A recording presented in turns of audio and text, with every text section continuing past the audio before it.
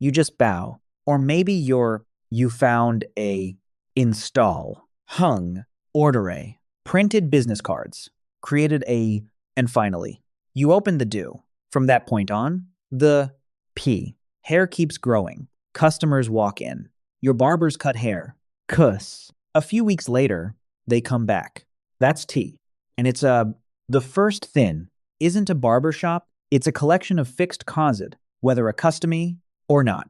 The rent, the electricity, your air conditi, your ST, your equip, and every M. Because an empty, once that hour is gone, it's gone for V. Which means something surprising happens. You aren't really selling haircuts. You're selling time. More specifically, you're selling the productive hours of every chair inside your shop. A barber chair only makes money when someone is sitting in it. Everything else is overhead. That's why the biggest barbershop chains in Vietnam don't spend most of their meetings talking about hairstyles. They spend them talking about occupancy, appointment utilization, customer retention, average ticket size, and chair turnover. Because from the outside, this looks like a grooming business. From the inside, it behaves much more like an airline. Every seat that leaves empty is revenue you'll never recover. Now, here's the part that attracts almost everyone. On paper, the economics look incredible. A standard men's haircut in Vietnam might sell for anywhere between 120,000 and 250,000 Vietnamese dong. Premium grooming packages can easily reach 300,000, sometimes even 500,000 dong. Meanwhile, the direct cost of serving that customer, the shampoo, the disposable neck strip, the razor blade, the styling product, the laundry, the utilities, often falls somewhere between 20,000 and 50,000 dong. On paper, that suggests a gross margin of roughly 70% to 90%. For comparison, many restaurants lose nearly a third of every dollar to food costs alone. Retail stores often operate on gross margins closer to 30% or 40%. A barbershop appears to be playing an entirely different game. High margins, recurring customers, no inventory going out of style, no expired products, no seasonal demand, at least. That's what the spreadsheet says. So here's the obvious question. If the margins are really that good, why do so many barbershops quietly disappear every year? Walk through almost any district in Ho Chi Minh City or Hanoi. You'll see the same pattern. A brand new barbershop opens.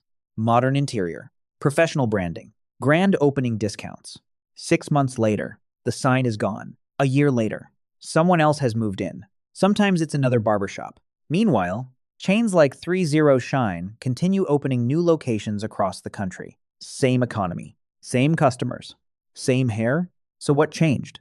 If everyone buys similar equipment, hires skilled barbers, and charges roughly the same prices, why do the results look completely different? Because owning a successful barbershop has very little to do with cutting hair, and almost everything to do with managing a business most people never realize they're actually buying. Because here's the first thing most new owners underestimate. A barbershop doesn't start making money when the first customer walks through the door. It starts spending money months before that ever happens. Let's imagine two people opening almost identical shops. Same city, same neighborhood, same number of barber chairs, similar prices, similar equipment.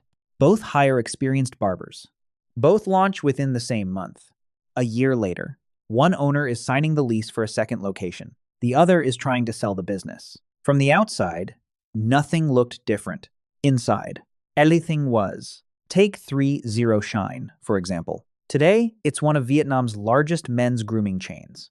But it didn't become successful because it discovered a revolutionary haircut. It didn't invent fades. It didn't invent pomade. And it certainly didn't invent barber chairs.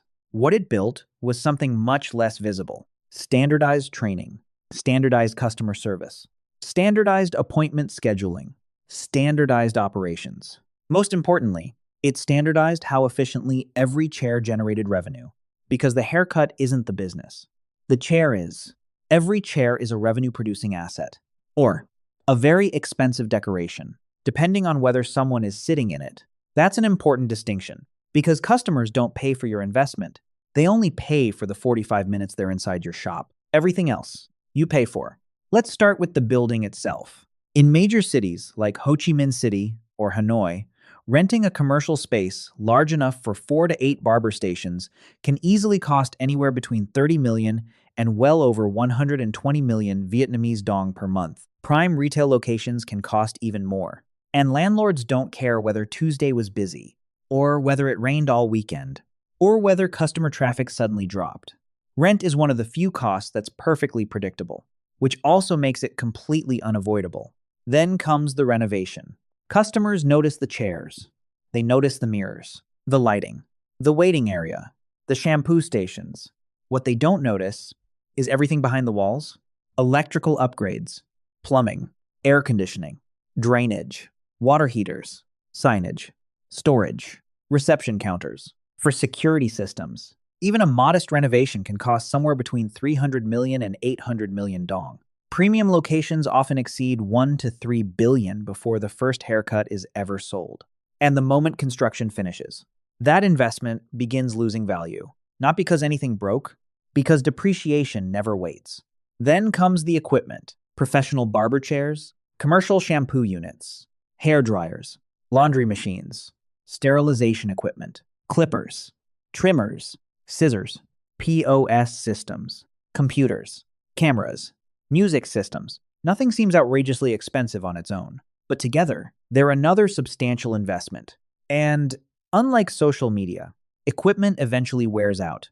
Hydraulic pumps fail, clipper motors burn out, mirrors crack, air conditioners need servicing, water pumps stop working.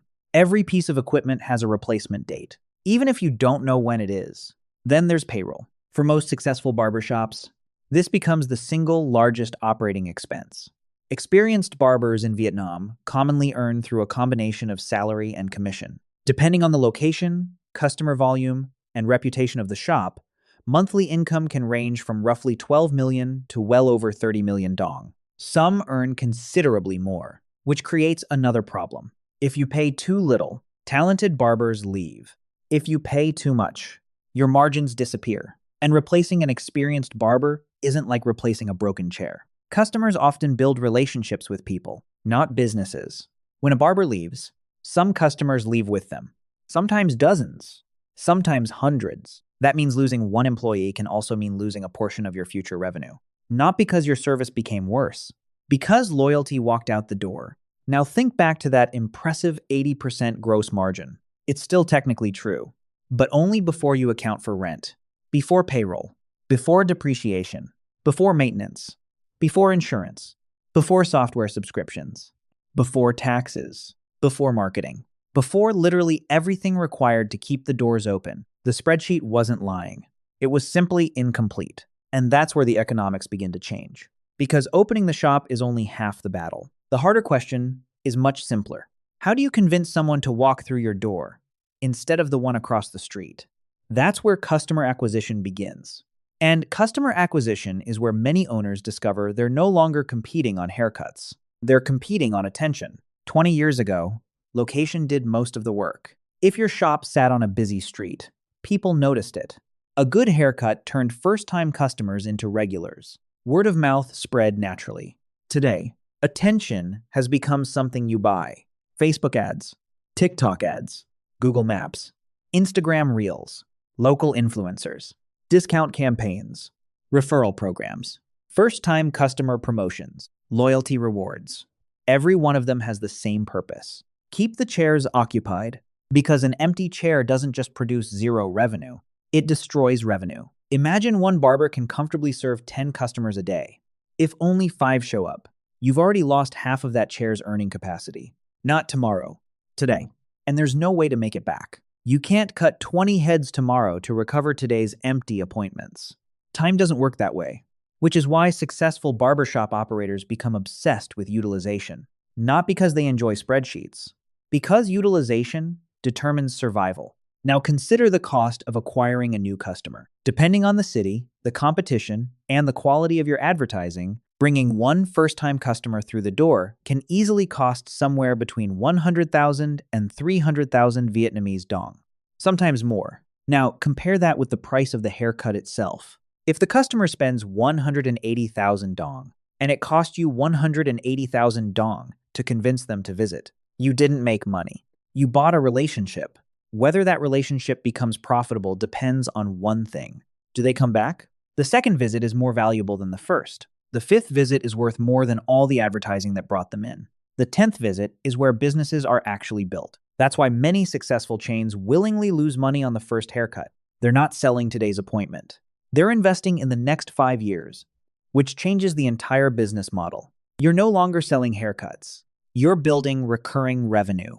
But even after the customer sits down, the meter never stops running. Fresh towels, disposable neck strips, razor blades, shampoo, hair products, cleaning supplies, laundry, water, electricity. None of these costs are dramatic. That's exactly why they're dangerous. Small expenses rarely attract attention until hundreds of them arrive on the same monthly statement. Then there are the unexpected costs. An air conditioner fails in the middle of summer. A hydraulic barber chair starts leaking. Your water heater stops working. A clipper motor burns out. The payment terminal crashes during the weekend.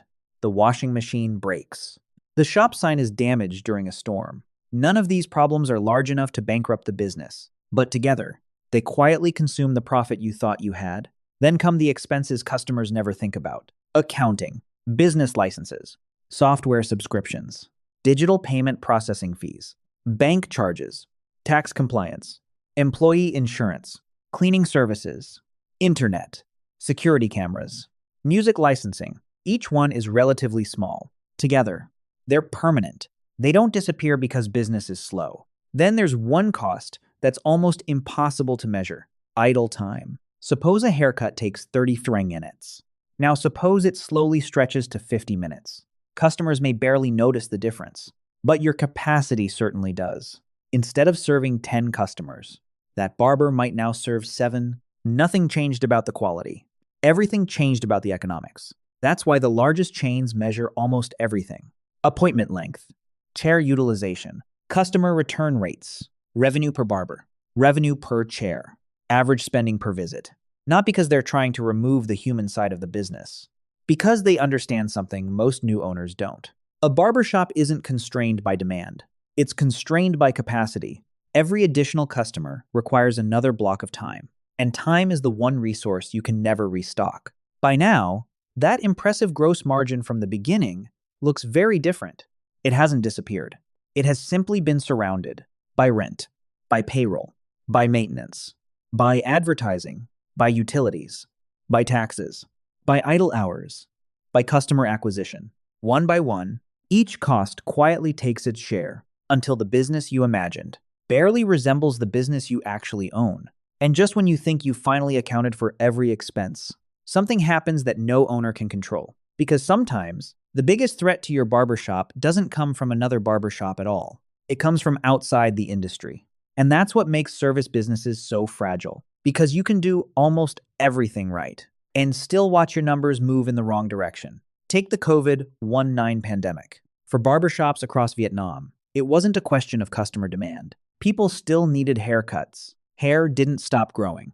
The problem was access. During different stages of 2020 and 2021, many personal care businesses were required to close temporarily or operate under strict health restrictions, depending on local regulations. The chairs didn't disappear. The mirrors didn't disappear.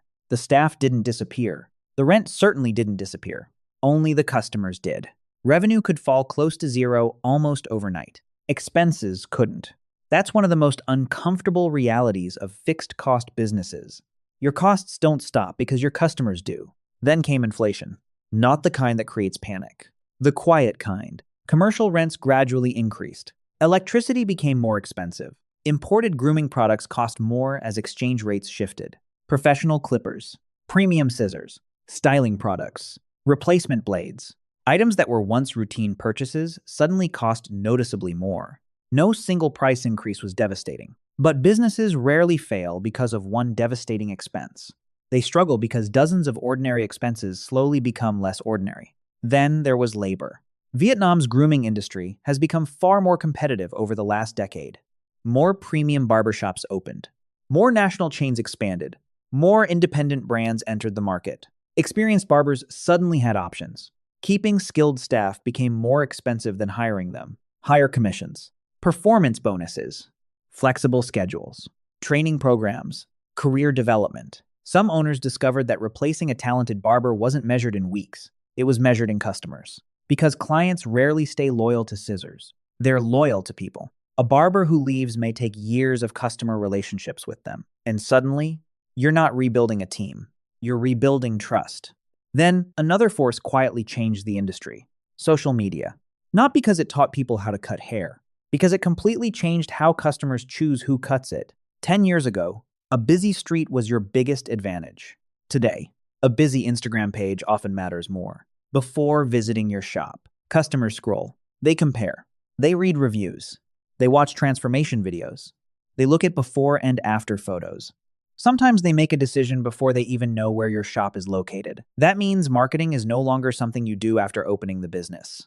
It has become part of the business itself. Posting videos, replying to comments, managing reviews, creating content, running promotions, building an online reputation. These aren't optional anymore. They're operating expenses, which creates one final irony. The algorithm has quietly become another landlord. Except this landlord doesn't charge rent. It charges visibility.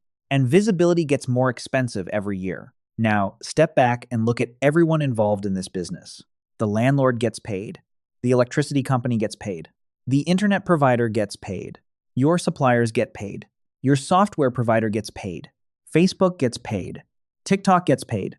Google gets paid. The payment processor collects its fee.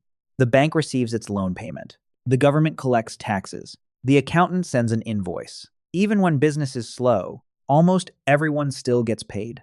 Except one person. The owner. The owner absorbs whatever is left. If anything is left, that's the strange economics of entrepreneurship. The person carrying the greatest financial risk is often the only participant without guaranteed income. The barber earns a commission. The supplier earns a profit. The landlord collects rent.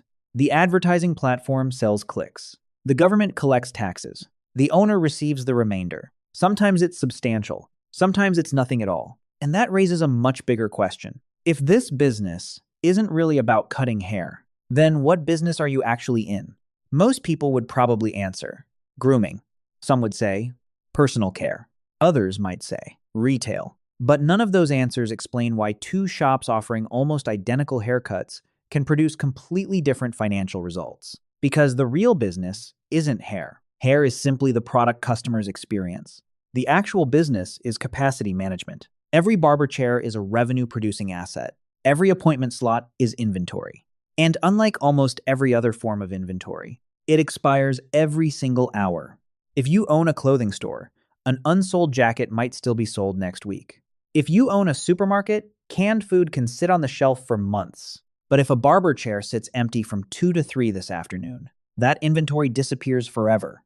You can never sell that hour again. That's why the world's best barbershop operators don't just manage people. They manage time, because time, not hair, is the product they're actually selling. Now let's see what that looks like in numbers.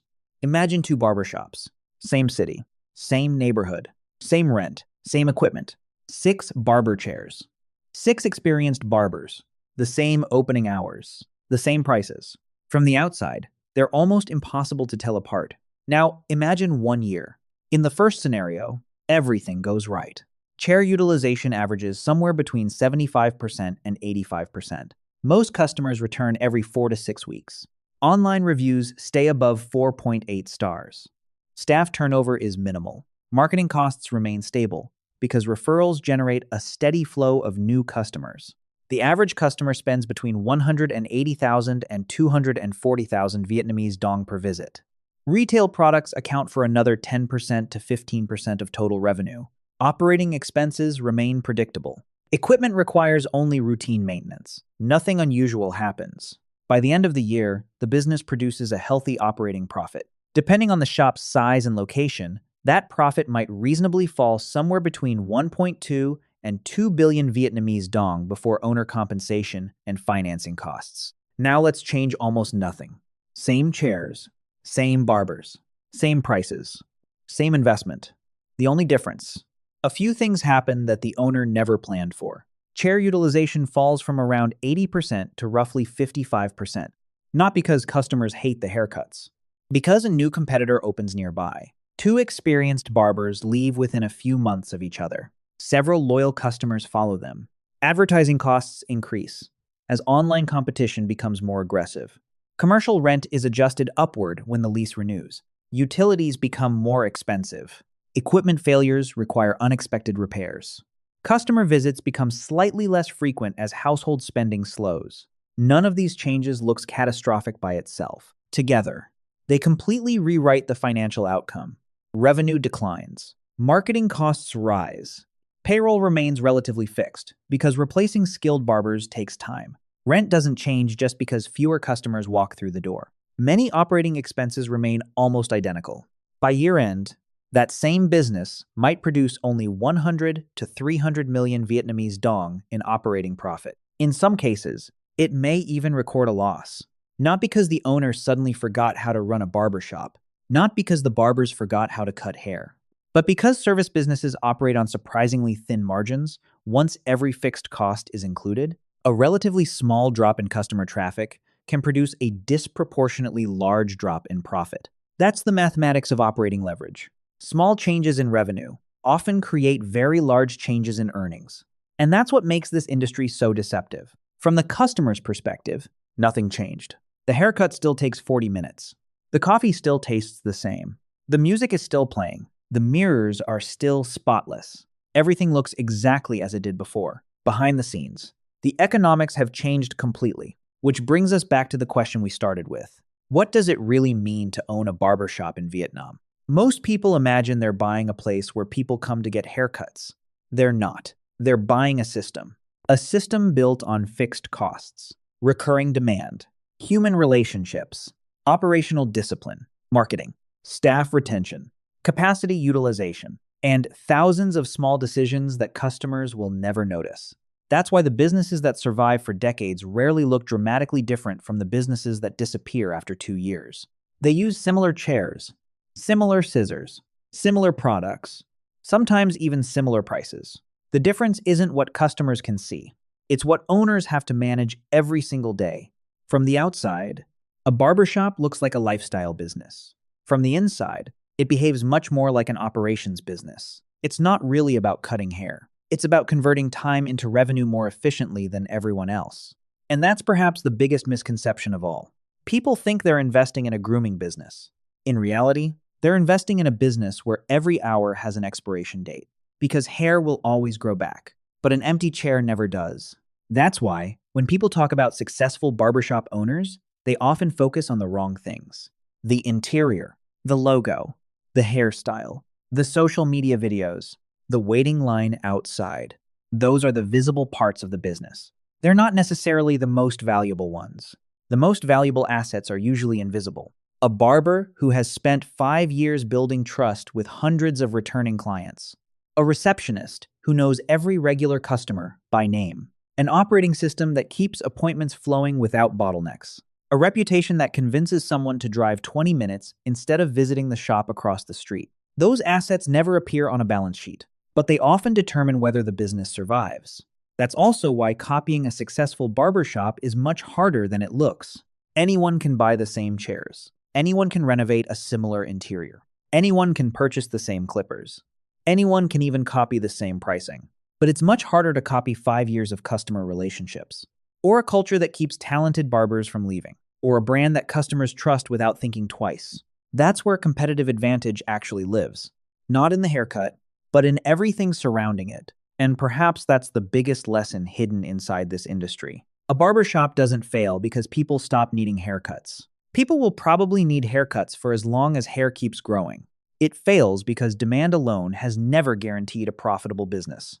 Customers create revenue. Operations determine profit. Those are two very different things, which is why the economics of a barbershop are so often misunderstood. From the outside, it looks like a simple service business. One customer, one barber, one haircut, one payment. From the inside, it's a continuous balancing act between fixed costs, labor, customer retention, marketing efficiency, scheduling, and utilization. The haircut is only the final step. Everything that happens before the customer sits down determines whether that haircut is actually profitable. So, do you own a barbershop? Or do you own a machine that converts appointments into cash flow? The answer matters. because it changes how you see the entire business. It's not a grooming business. It's a capacity business disguised as a grooming business. It's not about scissors. It's about utilization. It's not about hairstyles. It's about customer lifetime value. It's not about today's haircut. It's about whether that customer comes back 20 more times. And once you begin looking at the business that way, the economics start making a lot more sense. The profitable shops no longer seem lucky. The struggling shops no longer seem mysterious. They're simply operating under different numbers. In the end, owning a barbershop in Vietnam isn't nearly as glamorous as it appears through the front window. It's a business built on thousands of repeating routines, thousands of appointments, thousands of conversations, thousands of tiny operational decisions, most of which no customer will ever notice. They'll remember the haircut. They'll remember how they felt when they looked in the mirror. They'll remember whether they came back, but they'll never see the spreadsheets, the payroll, the lease negotiations, the advertising reports, the maintenance invoices, or the hours spent trying to fill tomorrow's empty appointments. Those are the parts that determine whether the lights stay on. So, if you ever walk past a busy barbershop and wonder why it's always full, it probably isn't because they cut hair better than everyone else. It's because they learned something that every successful service business eventually learns. The haircut is the product. The operation is the business. And those are rarely the same thing. At first glance, owning a barbershop looks like owning a place where people pay to look better. In reality, it's owning a system where every empty hour quietly loses value, every loyal customer quietly compounds value, and every operational decision quietly shapes the future of the business. That's the picture most people never see. And that's the reality behind owning a barbershop in Vietnam.